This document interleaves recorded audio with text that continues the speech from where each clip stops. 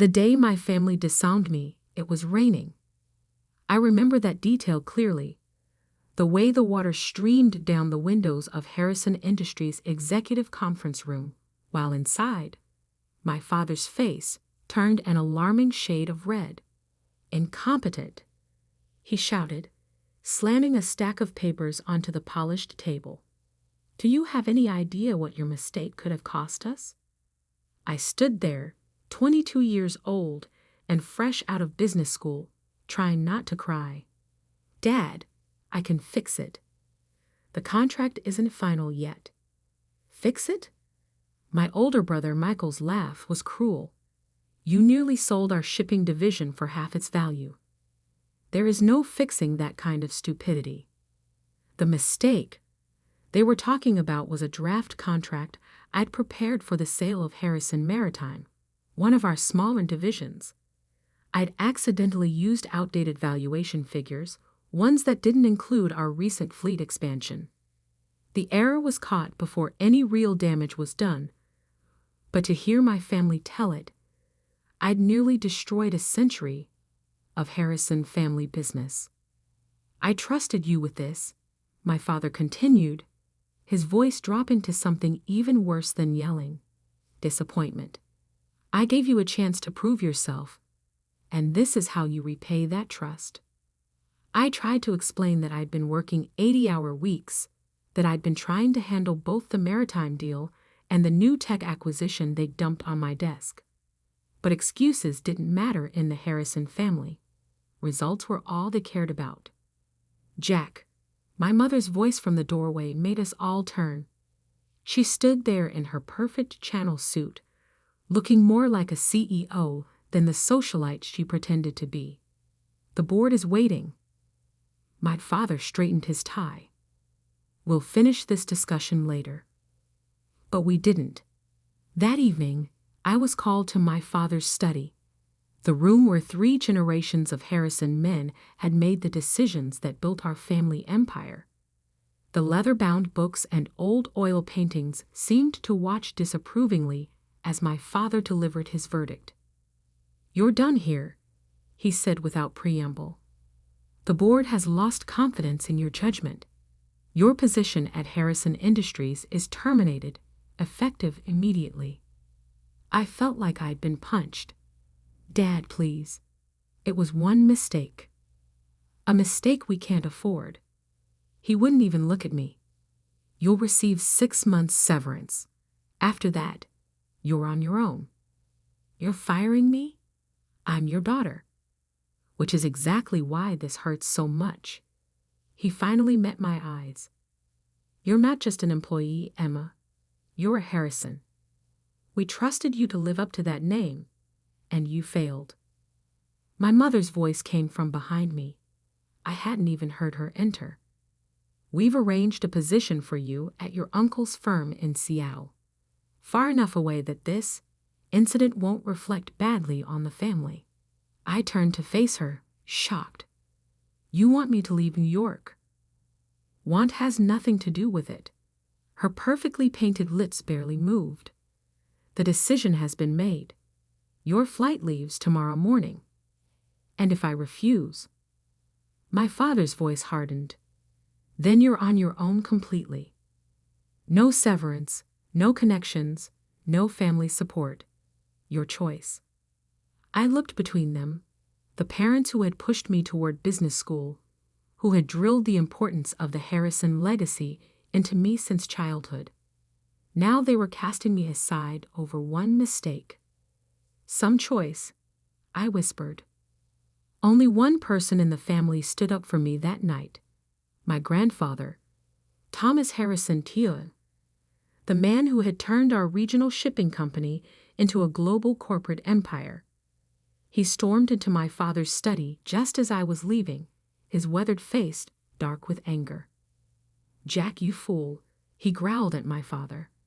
"You have no idea what you're throwing away." But my father stood firm. "Dad, the board has already—" "The board?" Grandpa's laugh was bitter. "You mean those yes-men you surrounded yourself with? The ones who forgot what built this company in the first place. I had never seen my grandfather so angry. He turned to me, his expression softening. "Emma, dear, come stay with me. We'll sort this out." But I was already shaking my head. The humiliation was too fresh, the pain too raw. "No, Grandpa, they've made their choice." I left that night, ignoring my mother's carefully planned Seattle arrangement. The 6 months severance would be enough to start over somewhere, anywhere that wasn't under my family's shadow. What I didn't know then was that my grandfather had already set something in motion, something that wouldn't be revealed until 10 years later, when his will would turn the Harrison family upside down. That night, I checked into a hotel using my personal credit card, soon to be my only credit card, once my corporate accounts were frozen. I sat on the generic floral bedspread and opened my laptop, staring at the draft contract that had supposedly destroyed my future. Except, something wasn't right. I had worked on dozens of contracts during my brief time at Harrison Industries.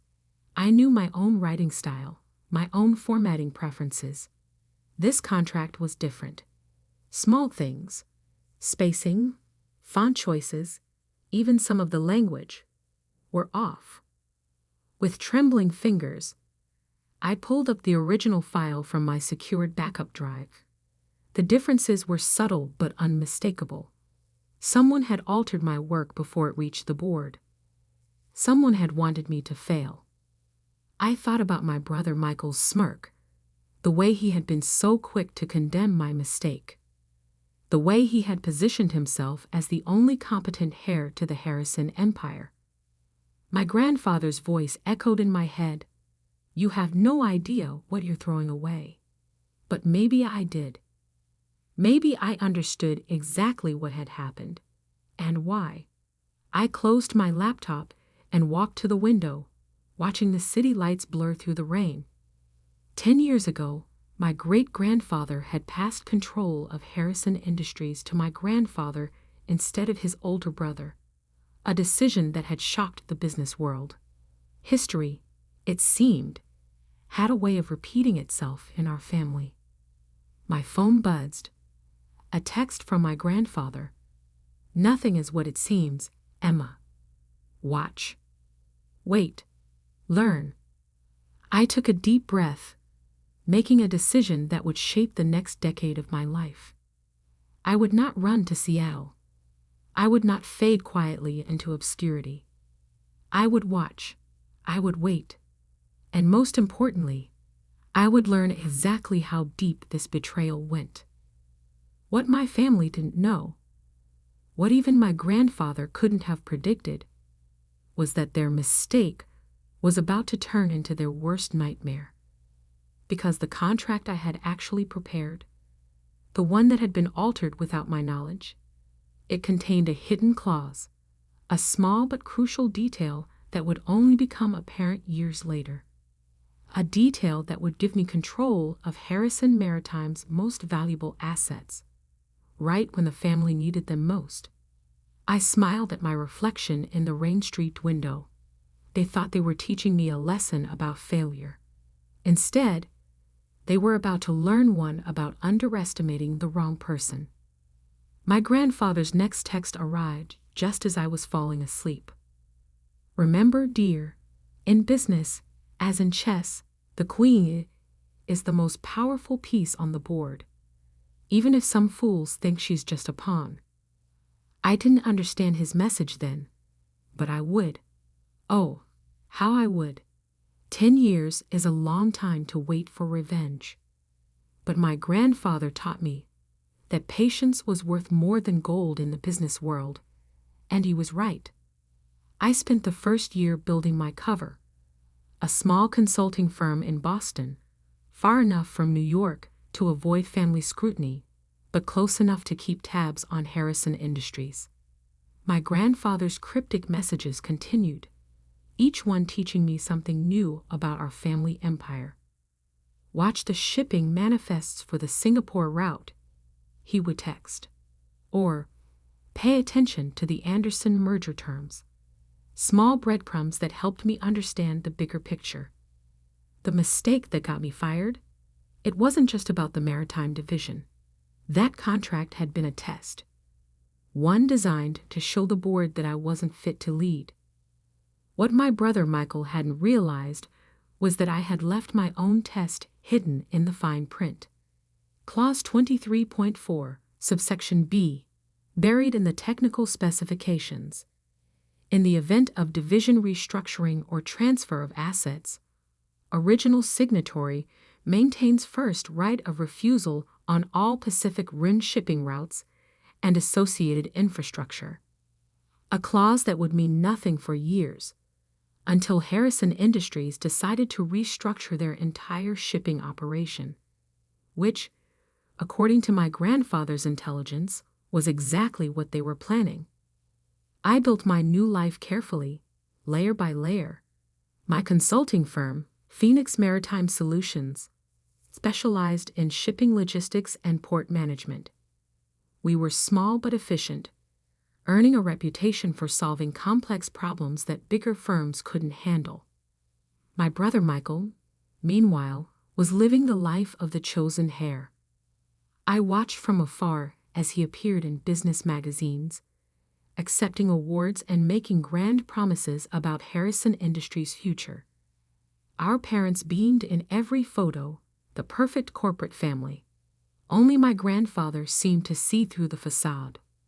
"Your brother's latest acquisition is built on sand," he told me during one of our secret meetings, always in small cafes far from Manhattan. "He's leveraging the company's future on short-term gains." I nodded, stirring my coffee. The Asian expansion? Smoke and mirrors. Grandpa's eyes twinkled. He's using the Maritime Division's assets as collateral, thinking they're worth more than they are. Because he never understood the real value was in the routes, not the ships, I finished. Exactly. He reached into his briefcase. Now, about those route licenses coming up for renewal. We spent the next hour reviewing documents that would have made my father's blood pressure spike. My grandfather wasn't just keeping me informed. He was teaching me how to take back what was rightfully mine. The years passed. I grew Phoenix Maritime Solutions into a respected name in the industry, though I stayed carefully out of the spotlight. My employees were handpicked, loyal, and well compensated for their discretion. None of them knew about my connection to Harrison Industries. I dated occasionally, but never seriously. The last man I trusted with my real identity had run straight to my brother with the information. After that, I kept my personal life as carefully controlled as my business one. My parents sent obligatory Christmas cards to my Boston address, cards I never responded to. Each year, they included a note about how well Michael was doing, how the company was thriving under his leadership. I filed each card away in a folder labeled Motivation. Then, 3 years ago, everything started changing. The cracks in Michael's perfect facade began to show. First came the whispers about missed payments to major suppliers. Then rumors of delayed shipments and angry clients. Harrison Industries' stock price, while still strong, showed troubling fluctuations. "Your brother mortgaged the company's future," my grandfather explained during what would turn out to be our last meeting. "Now those bills are coming due." He looked tired that day, more so than usual. I should have recognized it as a warning sign. "The board is starting to ask questions," he continued. "About the Maritime Division especially. The restructuring plan. Will trigger my clause," I finished, "if they try to sell off or reorganize the shipping routes. You'll have first right of refusal." He smiled proudly. The clause they never noticed, hidden in the contract they used to destroy you. 2 months later, my grandfather had a stroke. The doctors said it was quick, painless. The official announcement praised him as a titan of industry. the man who built Harrison Industries into a global power. I attended the funeral, of course, standing in the back of the church, watching my family play their roles of grieving heirs. Michael gave a touching eulogy about learning business at our grandfather's knee. I nearly laughed out loud at that. The only thing Michael had learned from Grandpa was how to take credit for other people's work. My parents saw me, but didn't approach. Maybe they were ashamed. More likely, they were worried I would cause a scene. I left before the reception, driving straight to my lawyer's office. "Your grandfather's will reading is scheduled for next week," she informed me. He was very specific about the timing. I nodded, unsurprised. Everything about my grandfather was specific and carefully planned. "All major shareholders and family members are required to attend in person," she continued. "No proxies allowed." Again, typical Grandpa. He would want everyone there to witness whatever he had planned. The next week passed in a blur of preparation. I reviewed every document, every contract, every piece of information my grandfather had shared over the past decade. Phoenix Maritime Solutions was positioned perfectly, cash reserves high, credit lines secure, relationships with key players solidified. The morning of the will reading, I dressed carefully in a charcoal gray suit that cost more than my entire wardrobe from my Harrison Industries days. My hair was elegantly styled, my makeup perfect. No one looking at me would see the scared 22-year-old who had fled in the rain 10 years ago. As I drove to the lawyer's office, my phone buzzed with an alert. Harrison Industries stock had dropped another 2 points in early trading. Rumors were swirling about their ability to meet next quarter's obligations. The timing, like everything else about this situation, was perfect. I parked my car and checked my reflection one last time. In my purse was a copy of the original maritime contract, the one with my hidden clause.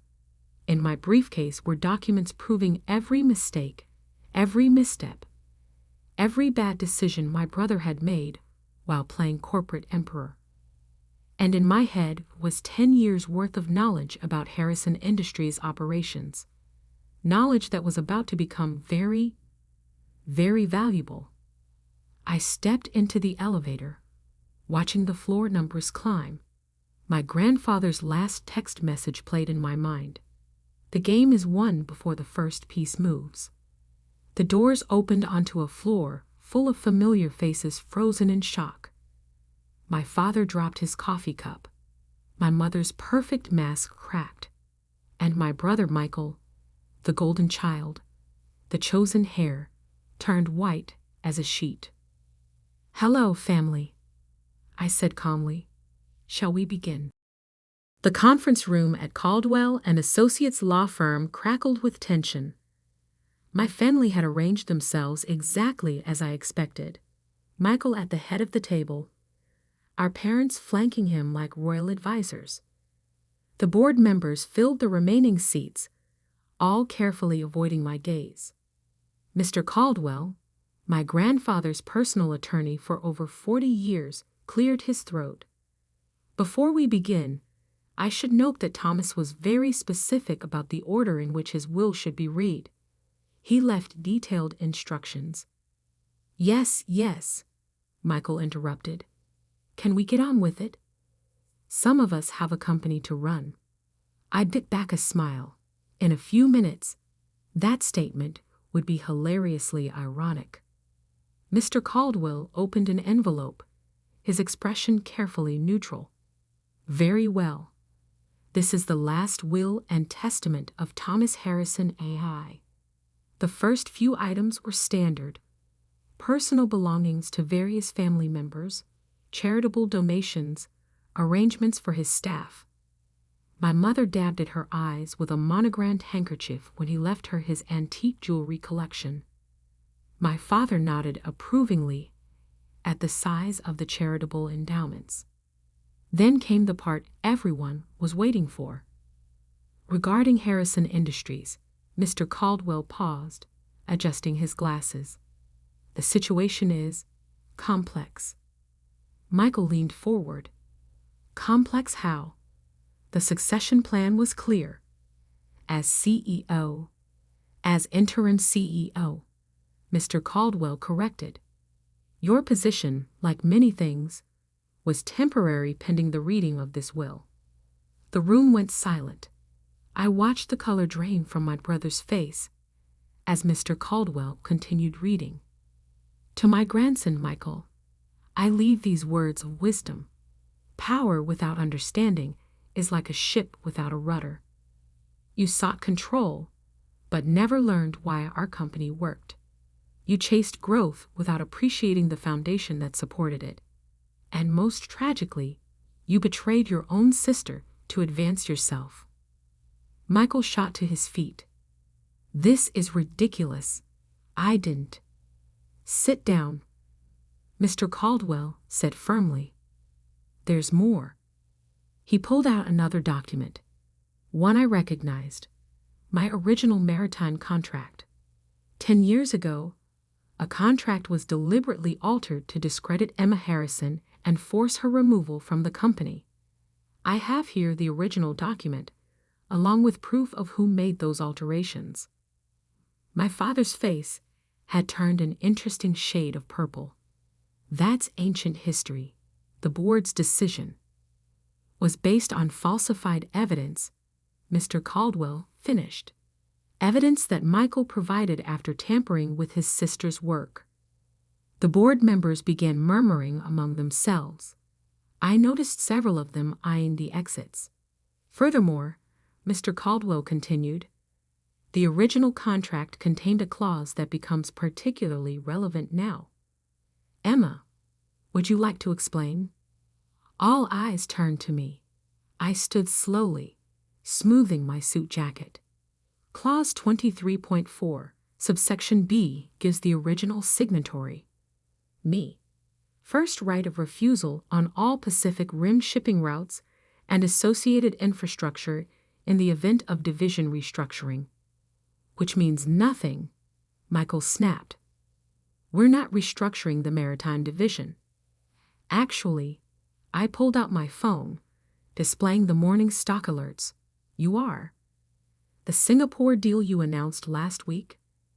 The one meant to save the company from the debt you've accumulated. It can't happen without restructuring the shipping operations. Which means you need my approval. I finished. And you won't get. The room erupted in chaos. Board members were already on their phones, likely calling their lawyers. My mother had actual tears running down her face, ruining her perfect makeup. My father looked like he might have a stroke. Mr. Caldwell raised his voice over the din. There's more. From his briefcase, he produced a thick folder. Thomas Harrison's majority shareholding in Harrison Industries is hereby transferred in its entirety to his granddaughter, Emma Harrison. The silence that followed was deafening. Additionally, he continued, all voting rights associated with the family trust shares are to be exercised by Emma Harrison, effective immediately. Michael collapsed back into his chair. This can't be legal. Dad, do something. But our father was staring at another document Mr. Caldwell had placed on the table, a detailed report of Harrison Industries' finances under Michael's leadership. Your grandfather spent the last 10 years documenting every mistake, every poor decision, every instance of mismanagement. Mr. Caldwell explained. He worked closely with Emma to understand the true state of the company while you were all believing your own press releases. I stepped forward, placing my own folder on the table. Phoenix Maritime Solutions, my company, has spent years building relationships with the clients you've been neglecting. We've secured contracts you didn't even know were available. And now you own us, my father whispered. No, I corrected. I own what's mine. What should have been mine 10 years ago, before you chose to believe lies over truth? Mr. Caldwell cleared his throat. There's one final item. A letter Thomas wanted read aloud. He opened a sealed envelope and began reading. To my family. Power doesn't come from titles or boardroom theatrics. It comes from understanding. Understanding your business, your people, and most importantly, yourself.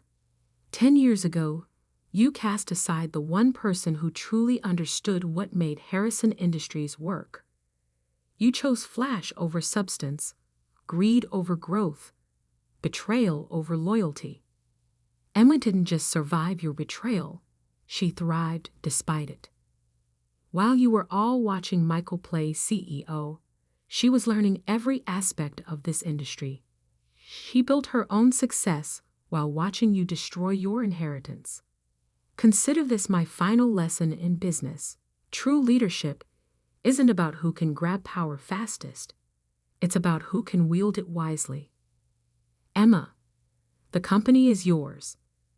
Make it what it should have been all along. To the rest of you, learn from this if you can. With love and disappointment in equal measure, Thomas Harrison A.E. Michael was the first to break the silence. You planned this. All of it. You and Grandpa. No, I cut him off. You planned this the day you decided to forge documents to destroy my career. Grandpa and I just made sure you'd face the consequences. I turned to the board members. A car is waiting outside to take you to Phoenix Maritime's offices. My team will brief you on the restructuring plan we've developed. Those who wish to remain with the company will have the opportunity to prove their value. Those who don't, I smiled. Well, I hear my brother will be looking for work soon. You can't just walk in here and take over, my father protested weakly. Actually, that's exactly what I'm doing. I gathered my documents. The shareholders' meeting is in 1 hour. I suggest you all decide whose side you're on before then. I headed for the door, then paused. Oh, and Michael? Clear out your office by 5. I'm moving in tomorrow. The next few weeks were exactly what you'd expect when a decade of mismanagement comes to light. The press had a field day with the story. Harrison Harris returns. The greatest corporate comeback in history was my personal favorite headline. The shareholders, seeing the detailed plans I'd developed with my grandfather, overwhelmingly supported the transition. Harrison Industries' stock price stabilized, then began to climb as we implemented changes. Michael, predictably, tried to sue. His case fell apart when our father, finally facing the truth about his chosen heir, testified about the document forgery from 10 years ago. My mother attempted reconciliation in her own way. Lunch invitations, shopping offers, suggestions that we should all just move forward as a family. I declined every invitation. Some bridges, once burned, should stay ashes. 1 month after taking control, I stood in my grandfather's old office, my office now, looking out over the city. On my desk sat the contract that had started everything, framed as a reminder that sometimes losing is just winning in disguise. My phone buzzed, a text from an unknown number. I opened it to find a photo of my grandfather, taken the day he caught Michael altering my work. He'd kept it all these years, waiting for the right moment. Below the photo was a message, scheduled to be sent after his death. The Queen has taken her throne. Checkmate, my dear. Checkmate. I smiled, touching the frame of that old contract. The family that cast me out had thought they were ending my story. Instead, they had only written its beginning. And now, finally, they understood exactly what they had thrown away.